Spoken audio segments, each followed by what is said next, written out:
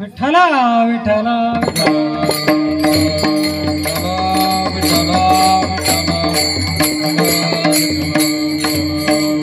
वाल्मिक ऋषींचा ज्यावेळेस विषय निघाला होता की महाराज वाल्मिक ऋषींनी शतकोटी श्लोकामध्ये रामायणाची रचना केली, मग त्यामध्ये नामदेव महाराजांची सुद्धा इच्छा झाली की बाबा वाल्मिक ऋषींसारखं आम्हाला सुद्धा त्या ठिकाणी तेवढी ग्रंथ संपदा बनवायची आहे, पण आयुष्य मात्र फार कमी आहे महाराज.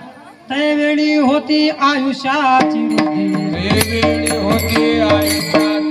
आताची अवधी कमी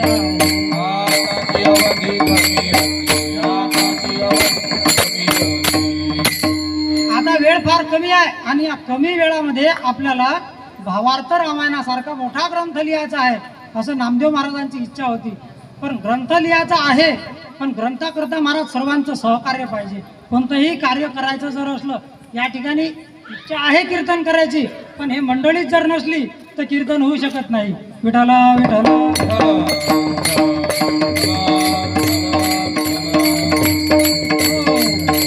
या ठिकाणी महाराज आमचे हरिभक्तपरायण आमचे मित्रच आहेत, आमच्या गजानन महाराज संस्थांमधले आमचे डोरे महाराज, आमचे योगेश महाराज, तसेच आमचे वक्ते महाराज आणि आपल्या गावातली मंडळी.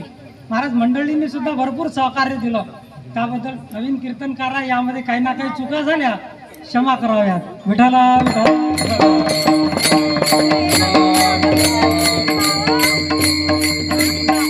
तरी सुद्धा आपल्याला हे 15 मिनिटांमध्ये आपलं चिंतन मांडायचं आहे आणि गावातली मंडळी सुद्धा भरपूर आलेली आहे. मला अपेक्षा नव्हती महाराज की एवढी मंडळी येणार आहे, परंतु मंडळी आली, आमच्या वेटाळ्यामधली आली आणि सर्व या ठिकाणी परिसरातली मंडळी आली. दौंडी दिल्याच्यानं संपूर्ण मंडळी या ठिकाणी आली. विठ्ठला विठ्ठला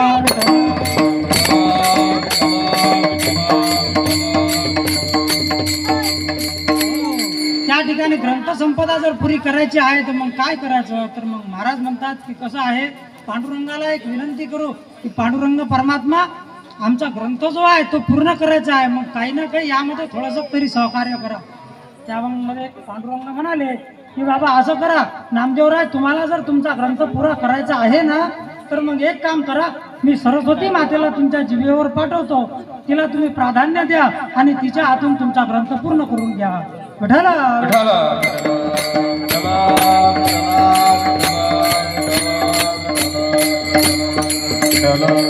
ग्रंथ पूर्ण करून घेतला. सरस्वती माता ज्या ठिकाणी आल्या त्या ठिकाणी पूर्ण ग्रंथ होणारच आहे महाराज.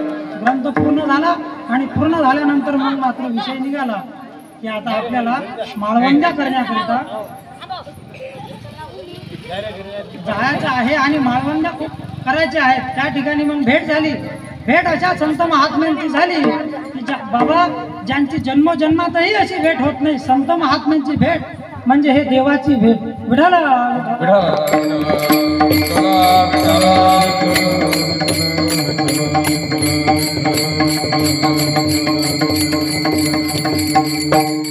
नामदेवराय आणि ज्ञानेश्वर महाराज यांची भेट झाली आणि ते भेट झाल्यानंतर मग मात्र प्रवास निघाला.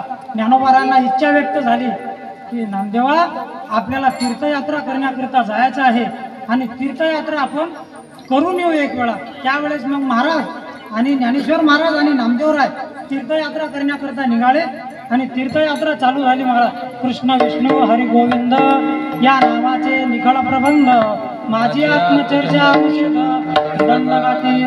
चालले. महाराज ज्ञानेश्वर महाराज आणि नामदेव महाराज अशा प्रकारे तीर्थभ्रमण करत चालले. इकडे औडा नागनाथ, परळी वैद्यनाथ, 12 ज्योतिर्लिंग, त्र्यंबकेश्वर, कृष्णेश्वर असे फार फार फार 4 धाम फिरले आणि 4 धाम फिरल्यानंतर मग मात्र ज्ञानोबारांना विचार आला की बाबा या समाजाकरता आपण काय केलं, तर काही ना काही असं तरी आपण करायला पाहिजे.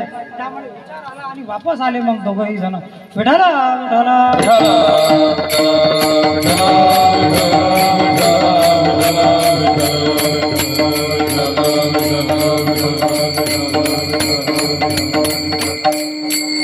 वापस आल्यानंतर मग आता विषय निघाला की बाबा आपल्याला काय करायचं. मग पंढरपूर या क्षेत्रामध्ये आले आणि पांडुरंगाला विनंती करून राहिले, हे पांडुरंगा नाम की बाबा आमचं आता एकच स्वप्न आहे. ज्ञानेश्वर महाराजांनी पांडुरंगाच्या चरणी मिठी मारली.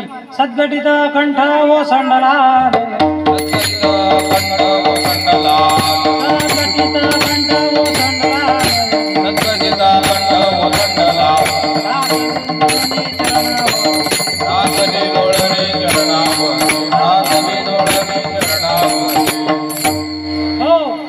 ज्ञानेश्वर महाराजांनी महाराज पांडुरंगाच्या चरणावर लोळणी घातली आणि पांडुरंगाला म्हटलं की पांडुरंगा बाबा आता आमचं सर्व स्वप्न पूर्ण झालं. महाराज ज्ञानेश्वर महाराजांचं वय काय होतं महाराज? 16व्या वर्षी तीर्थयात्रा भ्रमण करणं आणि भ्रमण झाल्यानंतर पुन्हा पंढरपूरला येणं.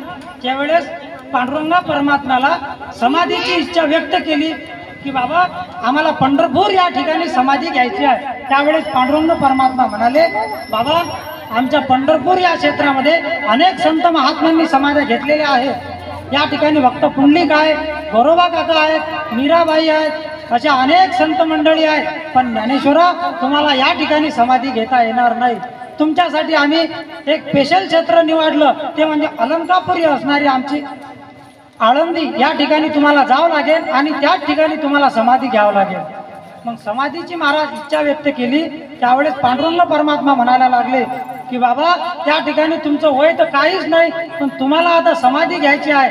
या कमी वयामध्ये समाधी घेणं कितपर्यंत शक्य आहे? विठाला